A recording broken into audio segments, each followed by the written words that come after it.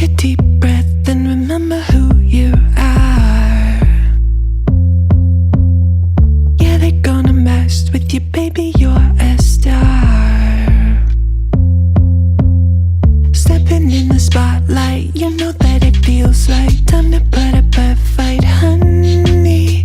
Got nothing left to lose, so let's start right now. Everybody want a piece of you. Gotta give them what they want, it's true. You're symphonic, yeah, so iconic. If you didn't know before, now you know. Now you know. Take a big step away from who you were. Flashing that smile and the whole world's a blur.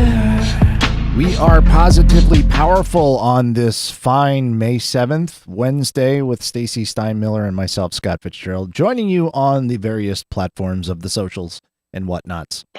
You like how I put that? So succinct. Welcome. Love Hi, it. Stacey. How's it going? Hello. In your bed of Ooh, the flowers. sun. Right. Did I'm the just sun swimming just in come out? flowers. They really literally did. Like I have windows on either side of me and they just like the sun came. Oh. It's a sign, Scott. It's a sign. It's a sign for you because it's still dreary and drizzly here. But anyway. So today I wanted to talk about patience, and this example. I don't know. You could tell me. You can give me your professional insight on this, on whether or not this example is good or not. But so I'm waiting yesterday at the fast food joint. The fast food joint that I use the app for, figuring that's going to save me some time.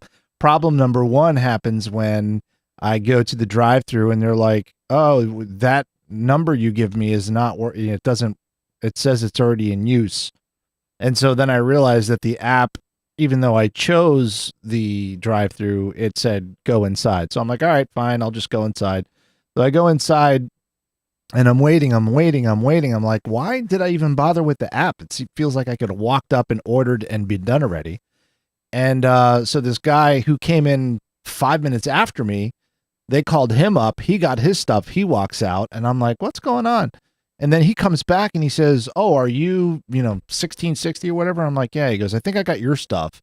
But it was part of mine and part of yours. And it was just like this whole thing. And I just kind of hung around and didn't let it get me all pissed off like I normally would have. And I just kind of, finally the woman asked me something or whatever. And I said, yeah, explain what happened. And she took the bag, gave him his stuff, and then made new stuff for me. And then she came out and she's like, can I get you like an apple pie or a frappe or something? Cause you've been so patient and so nice. I want to do something for you. So I'm like, yeah, I'll take a drink. Bitch. No, I didn't say that. But and they were clearly just not running well. They were very disorganized. These people were running around, looked like nobody knew what they were doing. But I just hung back instead of like bitching and moaning and complaining. And and so and it got me thinking about a couple of different concepts that I've kind of learned over the last couple of years, and the concepts can sound conflicting at first. So the first concept is the concept of patience, right? And this is like old Jedi shit, right? Like I'm gonna just patience, right? Just like sit back, let this unfold, see what happens. And a lot of times that's the best way to go. But there's also, there was this book that Napoleon Hill did at some point a long time ago, and it was called Success Through a Positive Mental Attitude or something like that. And PMA is the term that he uses throughout the book. And there's a whole chapter called Do It Now. And it's this idea that when you have an idea or you have like this urge, this whatever, what's the word I'm looking for? Instinct or something. Inspiration to do something, like an idea that you think could be a good idea. The do it now is the way to go. So even if you like, if you come in and you're like, oh, I've got to do all this stuff I don't want to do, like I got to sweep up or I've got to vacuum, do it now. Like do it now and get it done, because you'll find that when you act on those intuitions that are telling you that this needs to get done, you're going to find later that that's the way it was supposed to be, because something's going to happen and you're going, oh crap, now I've got to do this. I should have done that when I had the chance. And so like that philosophy of do it now, and combining that with the idea of patience. I know they sound kind of different, because patience kind of means waiting and do it now means right away.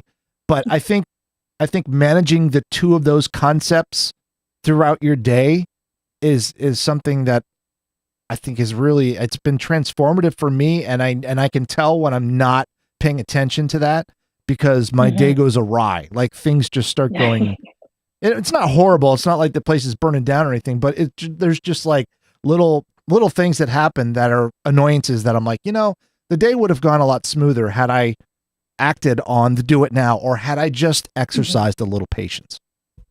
Yeah, Thoughts, totally. talk amongst yourselves. Within myself, amongst all parts. I want to hear your inner monologue, please. You want to hear? Oh, I think I share it quite enough, don't I? Anyways, maybe a little too much. So yeah, they don't sound in conflict. And so your first example, that was outside of your control. And then the other example is within your locus of control, right?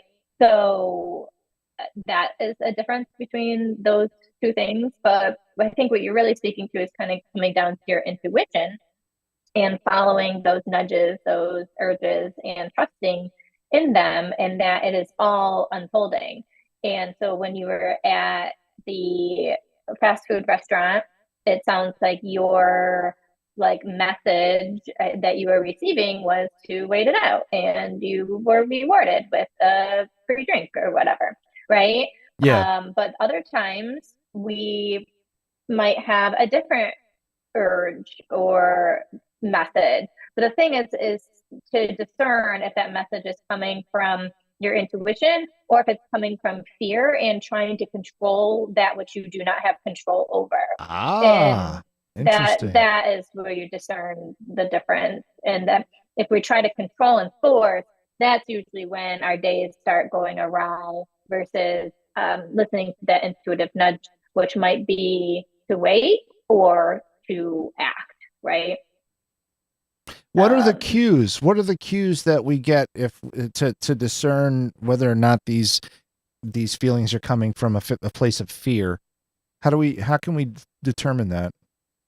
Yeah, it's like you're going to be upset, you're going to be frustrated, you're going to be angry, like I need to do this, and like like you have this more of a negative disposition when it's coming from fear, or anxious energy. So it's also, the more you tap into your energy, what feels more like fun or exciting or inspiration, versus this is, I've got to do this, I've got to do that.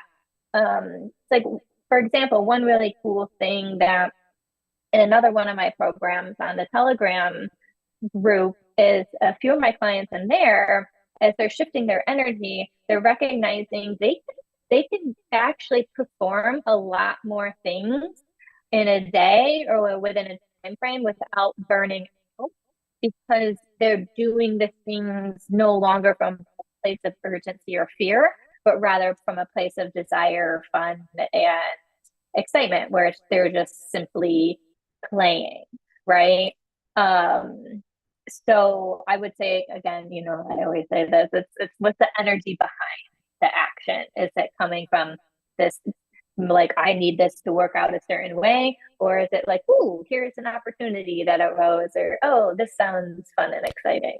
Yeah. So I think the one thing that was different with my experience was that I wasn't in a hurry. I didn't necessarily have to be anywhere right away. So I didn't have that, driving my emotions and driving my actions. Oh, great. Todd has chimed in. Can't wait to see what he wrote. What did you order at McDonald's? Did you get McNuggets? If so, which sauce did you enjoy? I did not get nuggets because they didn't have them at that time of morning. But if I were to have gotten nuggets, I would have gotten sweet and sour. I'm a sweet and sour guy all the way. That's the only one I rock. Anyway, and being that we're taking calls, Matt White, my take: patience is for those around you. Do it now is more for yourself.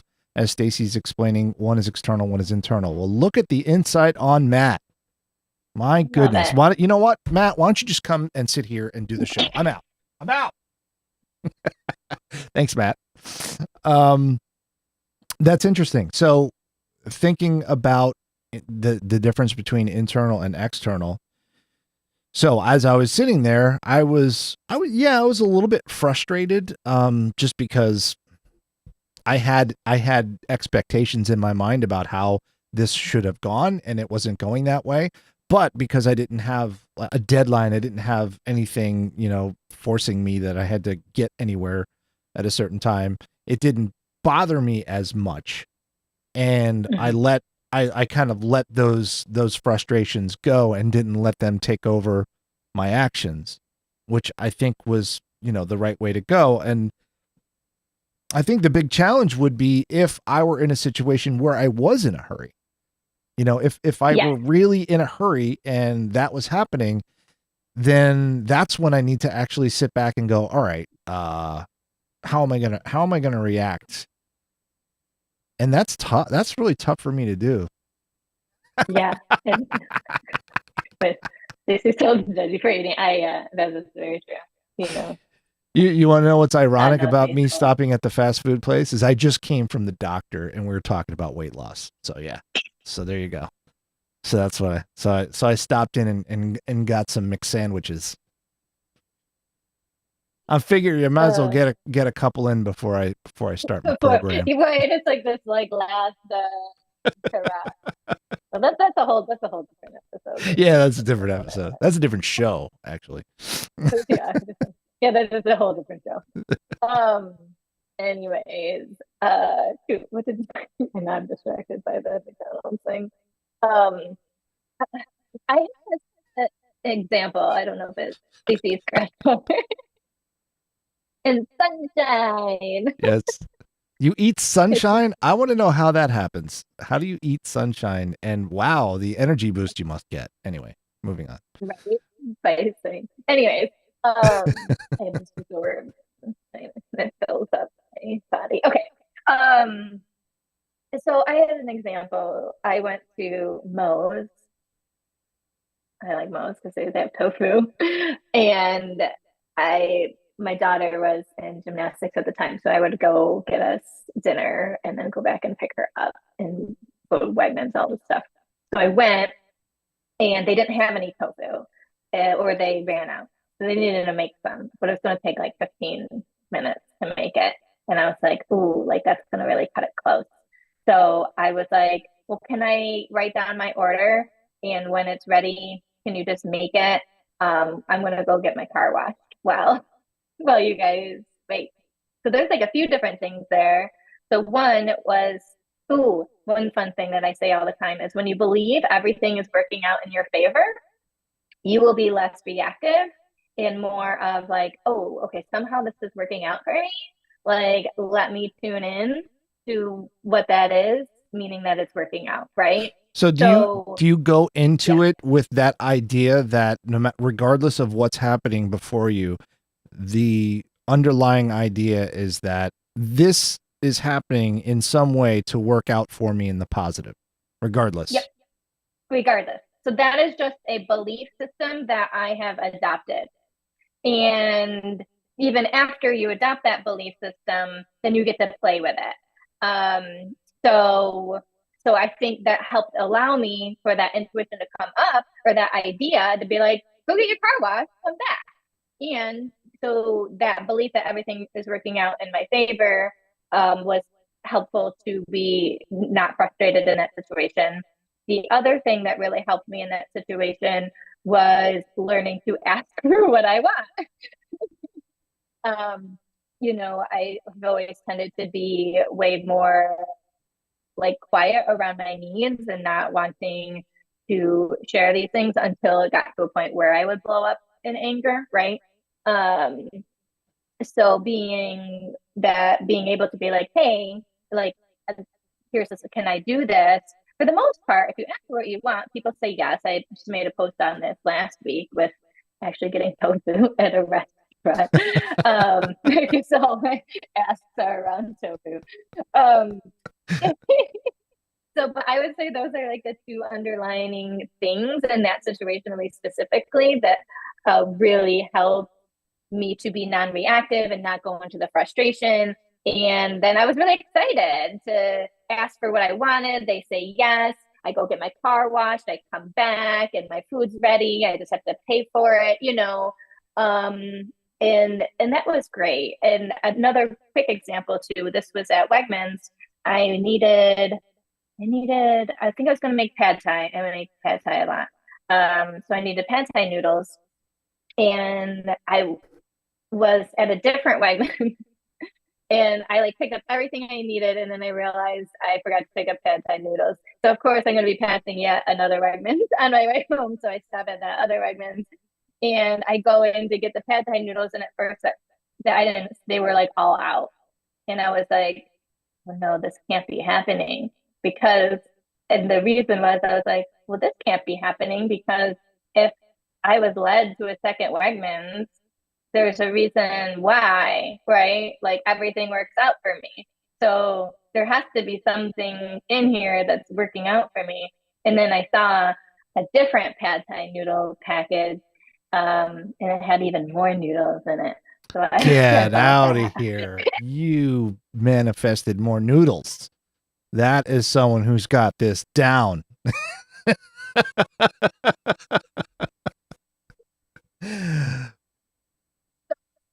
But your life is all, this is what your life is made up of, is all these little interactions, right? That's why people are so stressed out and so miserable, because if you add up all these little interactions and you're engaging in them in the way that life is against me, or I'm being punished, or then you go home and you be like, oh, you can't believe what happened. I went to Moe's and they didn't have the tofu, and I went to Wegmans and they didn't have the pad thai noodle, right? Like you become like a really a really negative person, and then nobody wants to be around you because that's how you sound, right?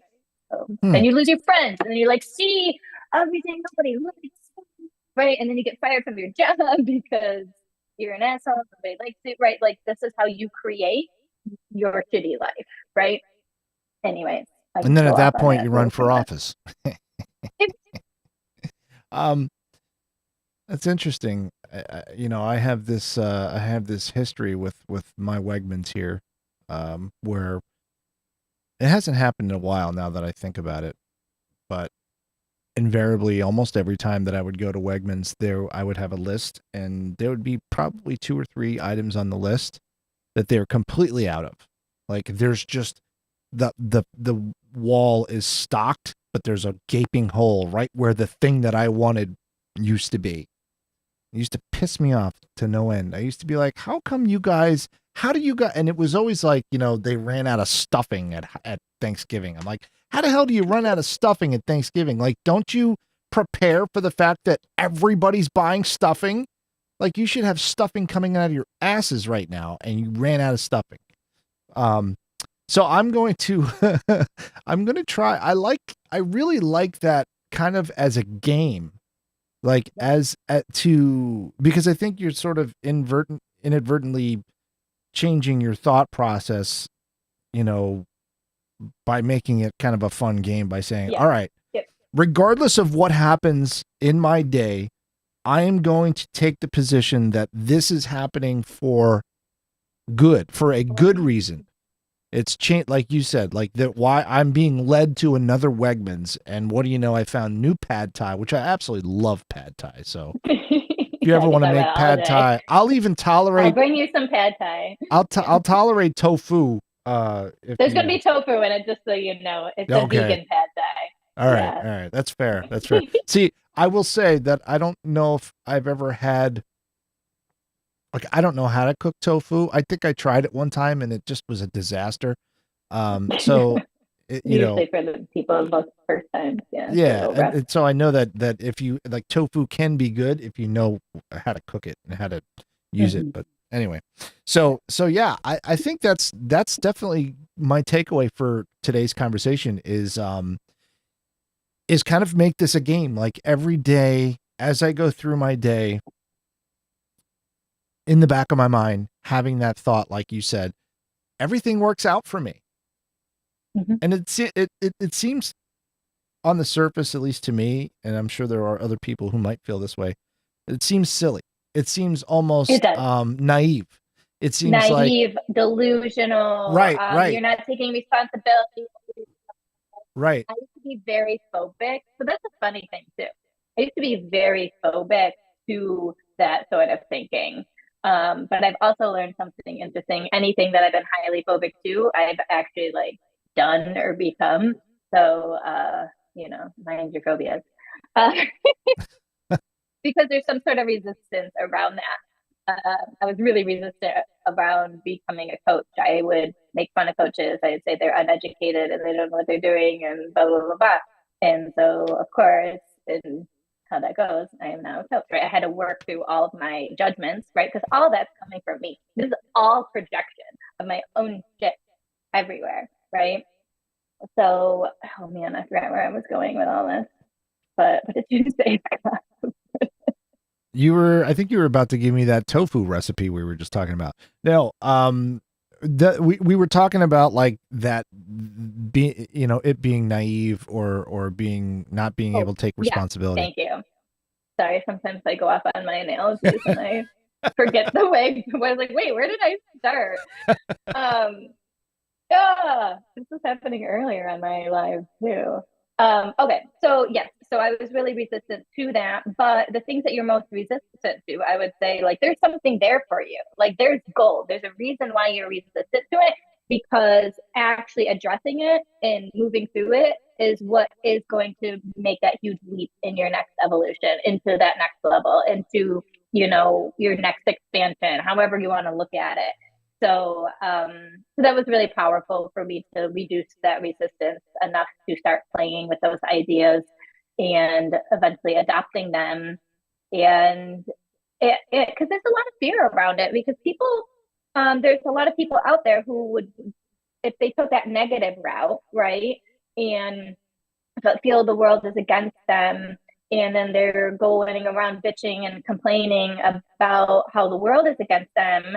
um, they don't relate to you anymore when you believe that everything's working out in your favor. Oh, it must be nice, or oh, you're so lucky, or right, they start to project all their own things onto you. And also you realize that you don't have any tolerance for how they're being either. And so it can really create a lot of loss in relationships.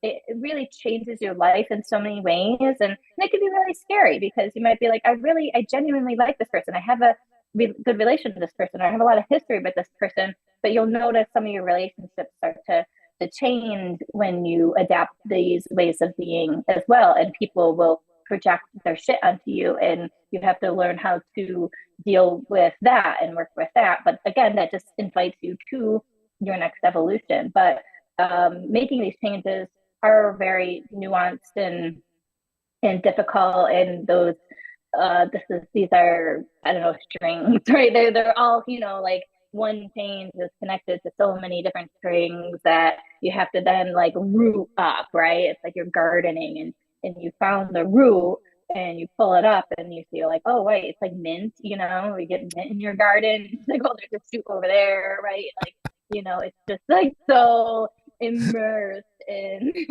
and you gotta like go down and pull it all up and so forth. But then you fall in love with that process. Like, I have fallen in love with the process of finding all the roots of mint, which are the roots of my ego attachment, right? And I enjoy digging them up and yeah, which I'm weird, but I think to evolve, you have to fall in love with that process.